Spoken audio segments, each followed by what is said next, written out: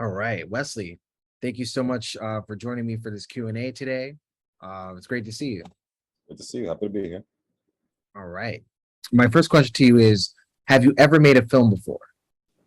A short film, no. This would actually be the first one I've made, so pretty proud about that one.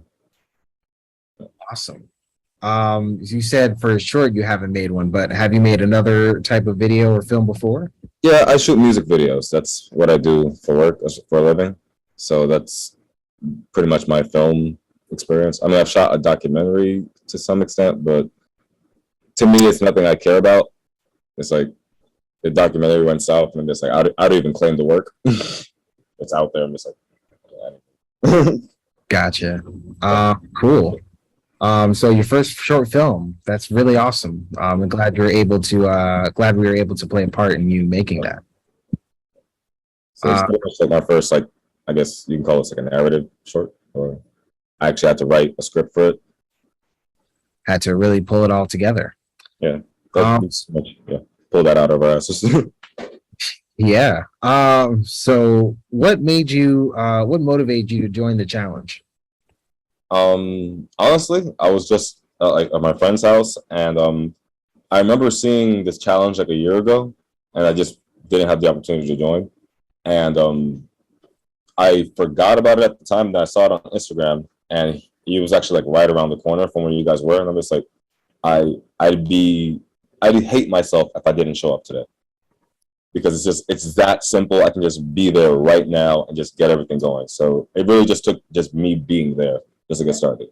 Because if I didn't leave the house, I wouldn't have done it. So Sometimes it's all it takes is that first step. Mhm. What was one of the most challenging obstacles you faced while making the film? um, everything. It was 2 days. Everything about it was like, how the hell are we gonna write this down in like a couple of hours, and then shoot it, and then edit it, and then add all the credits, and then make sure that we are hitting like I guess the what's it called, the objectives, if you will, like making sure your metro, in our case, a metro card was in use, making sure that the line it's mad far is used. Just making sure that we did those certain things that kind of like made it hard to like form a story around, and also like the genre, which made it kind of difficult.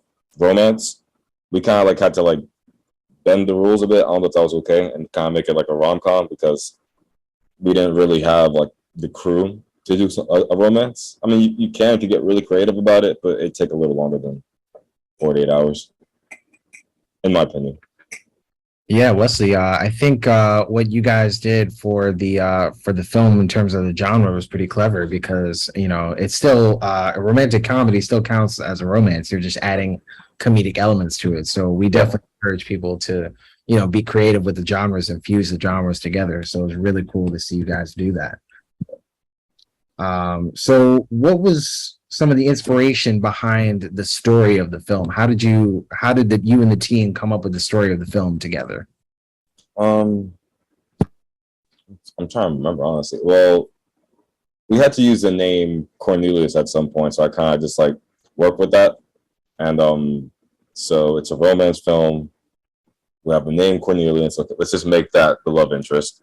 We didn't have like another. I mean, we got him like later on, but so we were able to get like a male actor, which was like the son of one of the other actresses, and somebody else that was on the crew was able to play the female character in that one.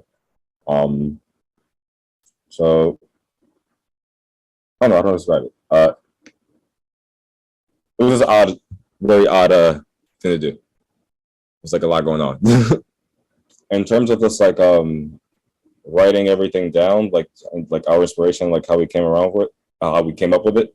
I kind of just use like life around me, and just I know that these days, like a lot of things like on the internet is just like toxic relationships. So it's just like, okay, let's just show a toxic relationship, and she's going to couples therapy or attempting. So yeah, we tried to make I don't know, a little more regional. So we're in the Bronx, so we kind of just have to keep it as like Bronx things. Like, he's mad far, he's taking the train. Yeah. So pretty much that's what we tried our best to do. Didn't want to like present something that wasn't us. And you were able to meet people, meet some crew members, and even an actress the day of the kickoff. How did that go Yeah. down? I kind of just looked around. The actress was like right in front of me. I was just like, I know she didn't have a crew, and I was like, hey, do you want to work together on this? And she was like, yeah, sure. So I was like, great. So it was just gonna be me and her at first. And then I forgot what was her name. Chandra walked up to us and she was like, hey, we have a crew. I'm a producer. I think she said she's works like Bronx or something like that. And she said she had some experience and she wanted us to join them. But by the time she asked us, we kind of already had like something drawn out. So we were kind of just like, or you could just join us because we already have like all the film gear, all the equipment and everything. So we could just get it started from there. So they just joined us from there. So it ended up being me, Andrea, Chandra, and Zanola's son, who came later. And that was pretty much the cast. Chandra was basically in the back, working sound. I shot and edited and everything. And yeah, that's pretty much how we pulled it off. So now that you participated in the challenge, what advice would you give another filmmaker, a fellow filmmaker, whether you know them or not, that would want to or be interested in participating in the challenge next year? What would you tell them to help them prepare for that event? I would say, I guess two things. One, get good sound. Like don't cheap out on that. Get something that's gonna make the sound great because that was the hardest part in my opinion, just trying to get the sound good. Where we were at, there was like construction going on. There was very little we can really do about the sound. So it's just I'm sorry for anybody who can't hear anything that's happening. And the other thing I would say is it's helpful to have something already prepared. If you're gonna get started in filmmaking, just write a script, write something. Like you don't need to have a camera or anything. Like you never know when you might just need something in your back pocket. Like, oh great, boom, got a little script here we can work on right now. So if you're doing like a challenge like this, it definitely helps to have just some stuff already prepared or some stuff ready. But yeah, that's pretty much all I say. Awesome. Fantastic. Thank you, Wesley. And my last question.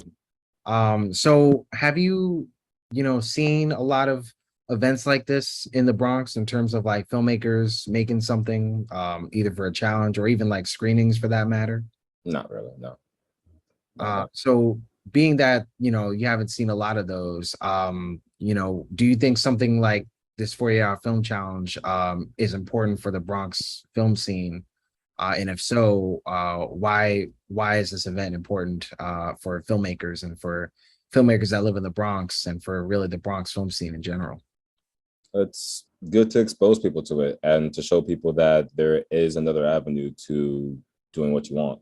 Like you don't have to necessarily like go to film school if you don't want to. You don't there's something out there for you. Like if you want to make movies, you can just finally go to a place where, hey, we got this going on. You want to like learn how to use a camera? They have it there. You want to learn how to edit? They got computers there. It's sometimes really inaccessible for a lot of people. And I wouldn't be in the position I'm at right now if I didn't have help from other people either. So it's really just not easy to get into. It's almost like inaccessible to most. So I feel very lucky and like privileged to be able to do what I'm doing. So yeah, we definitely need something like this in the Bronx. And I think Amazing, Wesley. yeah, what you guys are doing is amazing. I love it. Thank you so much. That's very humbling to hear. And do you have anything you want to say to people, to the audience watching this, before we kind of sign off? I think it's really hope you guys enjoy the movies. Hope everyone's having a good time and hope I can make it. Sorry about the sound online, but hopefully we can hear something. Wesley, thank you so much for your time. And looking forward to seeing your film at the screening. Yeah, thank you. Always happy to be here. Thank you. Appreciate having me, and thank you for letting me thank you for letting me be a part of it. I'm like scrambling my words. So Absolutely. Thank you. Thank you so much.